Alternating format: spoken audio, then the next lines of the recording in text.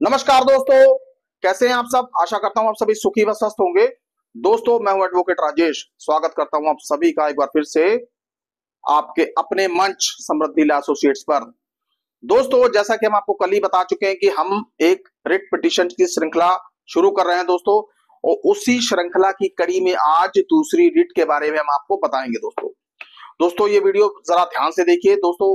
वे लोग जो कानून के बारे में जानना चाहते हैं कि दोस्तों, और वे लोग जो अभी अभी नए वकील बने हैं और हाई कोर्ट्स का प्रोसेस भी जानना चाहते हैं कि हाई कोर्ट्स में रिट्स कैसे लगाई जाती हैं, हाई कोर्ट्स का पूरा प्रोसेस क्या रहता है, रिट पिटीशंस का क्या महत्व है दोस्तों, तो ये वीडियो उनके लिए भी है दोस्तों।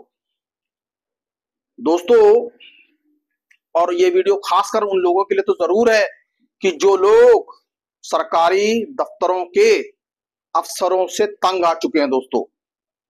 सरकारी अफसर उनकी बात ही नहीं सुनते, उन्हें बार बार चक्कर लगवाते हैं और ये कह लीजिए कि कई बार मनमाने काम करते हैं।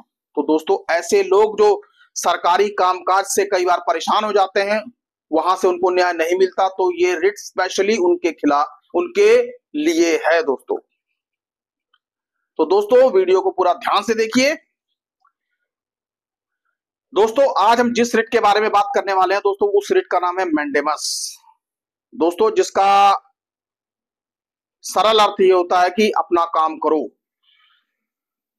क्योंकि अपना काम करो से मतलब ये है कि ये माननीय कोर्ट, जो सरकारी महकमे अपना काम नहीं करते, सरकारी विभाग अपना काम नहीं करते, उनके अफसर अपना काम नहीं करते, माननीय कोर्ट, चाहे वो माननीय हाई कोर्ट हो या चाहे माननीय सुप्रीम कोर्ट हो, उनके द्वारा ये एक आदेश जारी कर दिया जाता है कि भैया ये काम करो।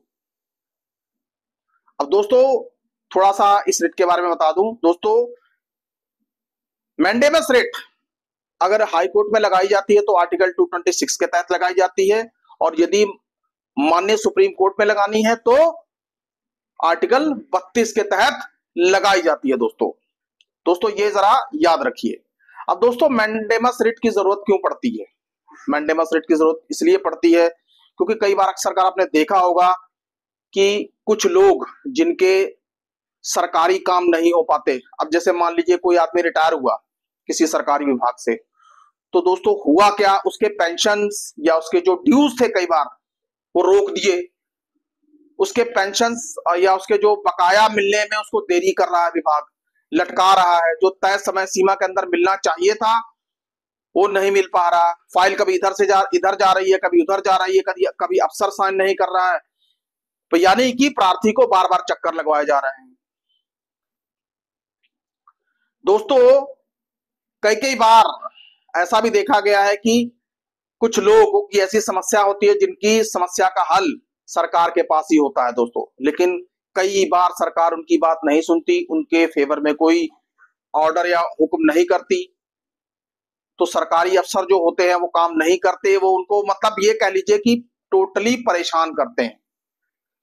तो ऐसी परेशानी से बचने के लिए क्या किया जाता है दोस्तों? सरकारी काम नहीं हो रहा, सरकारी मशीनरी काम नहीं कर रही, तो दोस्तों सरकारी मशीनरी को ढर्रे पर लाने के लिए इस तरीके की मैंडेमस रिट लगाई जाती है।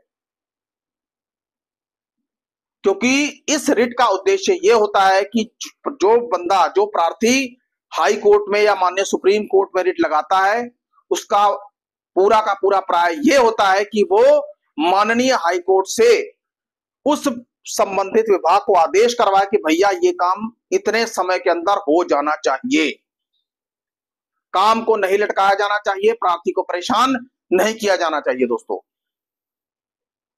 दोस्तों अक्सर कर ऐसी कई सारी रिट्स लगती हैं, और दोस्तों कई कई बार यदि माननीय हाई कोर्ट या माननीय सुप्रीम कोर्ट उसमें पाता है तो माननीय कोर्ट आदेश भी कर देता है दोस्तों उदाहरण के लिए मैंने एक सिविल रिट पिटीशन जो है वो आपकी स्क्रीन पर लगा रखी है दोस्तों। आप देख सकते हैं कि सिविल रिट पिटीशन में माननीय कोर्ट्स किस तरीके से आदेश करती हैं दोस्तों। क्योंकि दोस्तों मामला ट्यूबवेल से जुड़ा हुआ था और साथ के साथ मामला प्रॉपर्टी के पार्टीशन से भी जुड़ा हुआ था। फाइनेंशियल कमिश्नर के पास मामला पड़ा हुआ था, काफी लंबे समय से वो मामला पड़ा हुआ था। बार उस मामले की सुनवाई फाइनेंशियल कमिश्नर के द्वारा नहीं की जा रही थी। तो दोस्तों प्रार्थी ने तंग आकर मुझसे संपर्क किया। तो दोस्तों हमने क्या किया, हमने 2016 की बात मैं आपको बता रहा हूं, हमने माननीय हाई कोर्ट में सिविल रिट पिटीशन डाल दी मैंडेमस। तो दोस्तों सारी सुनवाई हो जाने के बाद माननीय हाई कोर्ट ने फैसला दिया और फाइनेंशियल कमिश्नर को यह आदेश दिया कि उक्त मामले का निपटारा कानून के अनुसार इतने इतने दिनों में हो जाना चाहिए। दोस्तों माननीय हाई कोर्ट राज्य सरकार के अंतर्गत आने वाले सभी विभागों को आदेश दे सकती है दोस्तों, सरकारी विभागों के ऊपर। दोस्तों ये बात याद रखिए, मैंडेमस रिट कभी भी प्राइवेट डिपार्टमेंट्स में लागू नहीं होते, प्राइवेट संस्थानों पर लागू नहीं होते, और मैंडेमस रिट कभी भी ऐसे अधिकारी पर लागू नहीं होते जिसके पास विवेकाधिकार हो उस मामले संबंधी, या उसके पास कोई शक्तियां हो। दोस्तों जो मामला उसके विवेक के अनुसार निपटाया जाना हो, तो दोस्तों ऐसे मामलों में माननीय हाई कोर्ट हो या माननीय सुप्रीम कोर्ट हो कभी भी आदेश नहीं करता। दोस्तों इस बात को जरा आप ध्यान में रख लीजिए। तो मैंडेमस रिट जो होती है वो हमेशा सरकारी विभागों के ऊपर लागू होती है, सरकारी अफसरों को आदेश देने के लिए रिट की जाती है दोस्तों। तो दोस्तों इस रिट का फॉर्मेट जो होता है वो दोस्तों अलग अलग हाई कोर्ट्स के मुताबिक अलग अलग होता है दोस्तों लगभग जो वकील हाई कोर्ट्स में प्रैक्टिस करते हैं दोस्तों सबको पता ही होता है कि इस रिट का फॉर्मेट क्या है। दोस्तों पूरी आप पिटीशन रेडी करेंगे, पिटीशन के साथ एफिडेविट लगाएंगे, और जो डॉक्यूमेंट्स इसके साथ लगने हैं, जो प्रार्थना पत्र आपने दिए थे संबंधित विभाग को और जिनके ऊपर सुनवाई नहीं हुई, वो सब आपको रिट पिटीशन के साथ लगाने पड़ेंगे एज एनेक्स्चर्स। सब कुछ लगाने के बाद फिर पावर ऑफ अटर्नी लगती है जो वकील साहब आपकी तरफ से रिट को कॉन्टेस्ट कर रहे हैं दोस्तों। और दोस्तों याद रखिए रिट पिटीशंस जो है वकील के माध्यम से भी लगाई जा सकती है दोस्तों, और इन पर्सन्स भी लगाई जा सकती है। तो दोस्तों आज का ये video civil writ petition mandamus के ऊपर था।